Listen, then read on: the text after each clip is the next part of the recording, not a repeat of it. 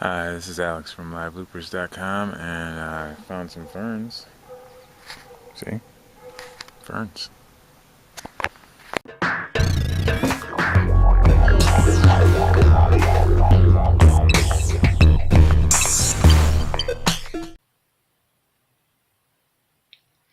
Hey, Loopers!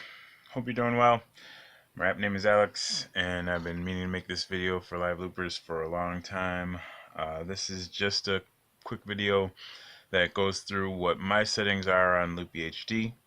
Because when I downloaded LoopyHD, it took me a long time of fiddling with the settings to get settings that I really liked.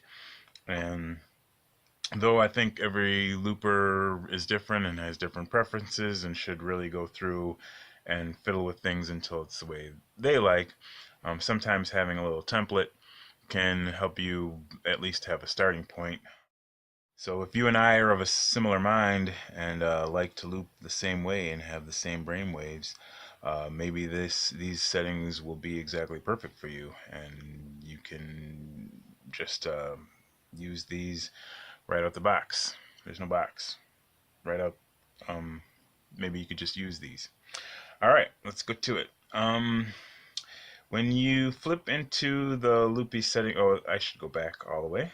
To show you that when you flip this little triangle, you will get a little screen, and the third one down is settings, and that's what you tap to get into your settings. Okay, and in settings there are 4 main subheadings down here, but you also want to keep in mind that as you scroll down there's more stuff down here, and some of this stuff down here is very important stuff. Input gain seems to not be important. It's grayed out. Reverb, I have mine set to none, mainly because I like to set my reverb on my amp or somewhere else, so I like to have completely dry, just so that I can be in total control of my reverb. Monitoring, I have my monitoring set to on. Live input recording, I have that set to off, and play in the background I have set to off. It doesn't usually make much of a difference. Live input recording is a pretty important one. It says when enabled, session recording will also record the live audio input in addition to the track audio.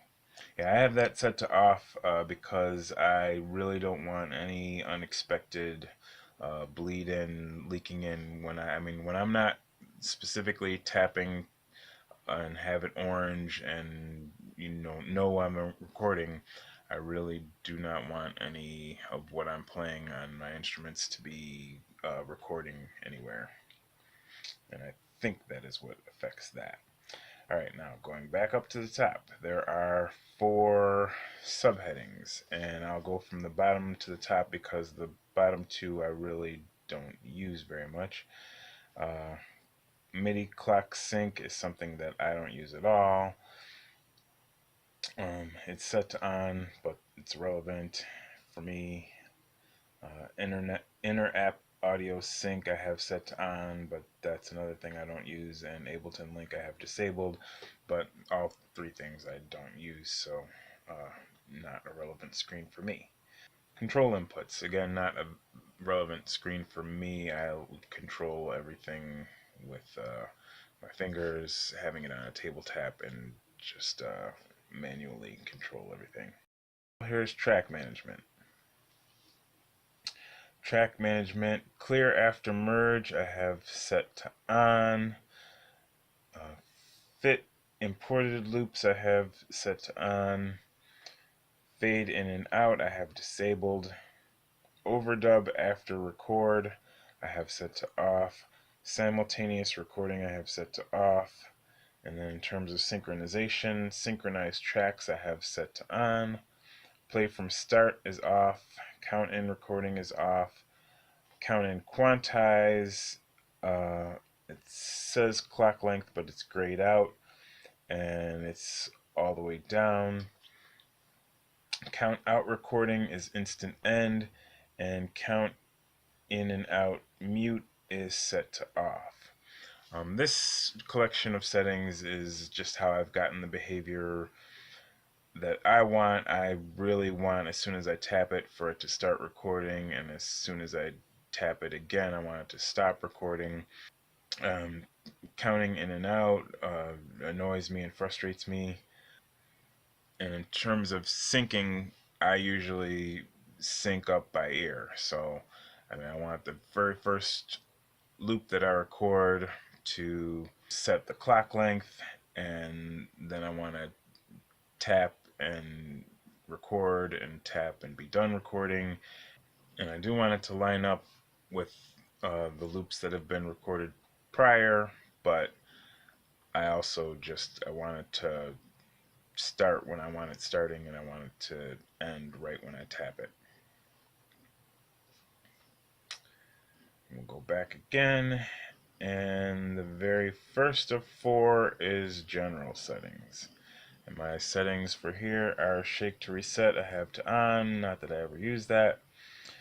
Noise gate expander, I have disabled. Track layout, I have set to 9 tracks. Session date sorting, I have set to off.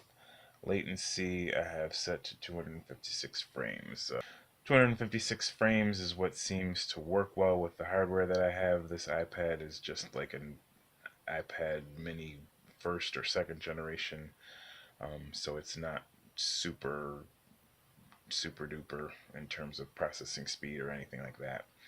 My track layout I have set to 9. You may want all 12, or you may want fewer than 9. It's your own personal tastes, really. And I mean, shake to reset is, whether you think you would ever use that or not. You can shake the device and reset, but for me, it's easy enough when I need to reset to just go to